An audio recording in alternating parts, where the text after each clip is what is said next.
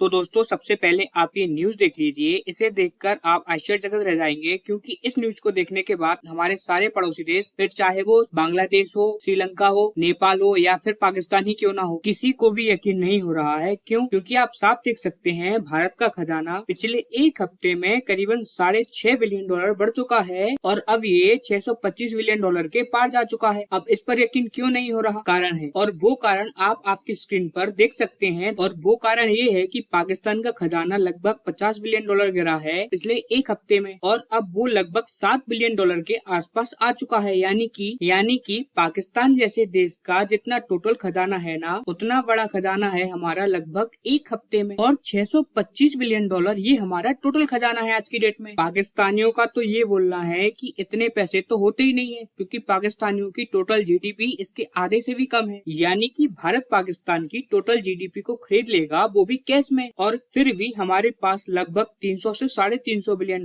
बचे रह जाएंगे। और इसे देखकर बाकी पड़ोसी देश भी हैरान हैं, क्योंकि नेपाल हो, भूटान हो, बांग्लादेश हो, श्रीलंका हो, इन सब की टोटल जीडीपी अगर जोड़ दें तब भी $100 बिलियन के आसपास नहीं बैठ। जी हाँ, यानी कि इन सभी छोटे देशों की जितनी टोटल अर्थव्यवस्था है उससे 7 गुना ज्यादा भारत का खजाना है, और ये शुद्ध कैश में है। जी हाँ, ये पूरा का पूरा कैश और गोल्ड के रूप में है। इसका मतलब ये होता है कि भारत इन सारे देशों की जीडीपी को, इन सारे देशों की अर्थव्यवस्था को खरीद लेगा, तब भी भारत के पास कई $100 बिलियन बचे रह जाएंगे। अब ये तो हो गई हमारे पड़ोसियों की बात। अब बात करते हैं भारत की। दरअसल भारत का जो खजाना है वो ऑल टाइम हाई था $642 बिलियन पर, और भारत अपने इस रिकॉर्ड को बड़े ही शानदार तरीके से ध्वस्त करने जा रहा है। अब हमें मात्र $17 बिलियन और चाहिए अपने इतिहास के सर्वोच्चतम हाई स्कोर को तोड़ने के लिए। और जैसे ही भारत ये $17 बिलियन अपने खजाने में जोड़ लेगा, और प्रेडिक्शन की जा रही है कि भारत ये 1 महीने के अंदर कर लेगा, तो उसी के साथ भारत का खजाना अपने इतिहास की सर्वोच्चतम ऊंचाइयों पर पहुंच जाएगा, जो कि एक ऐतिहासिक बात होगी। हालांकि मुझे पता है कई लोगों का सवाल होगा कि श्रीलंका, बांग्लादेश, नेपाल ये सारे छोटे देश हैं, हमें इनसे अपनी अर्थव्यवस्था को कंपेयर नहीं करना चाहिए। तो बात तो आपकी सही है। अब मैं इसीलिए कुछ बड़े देशों से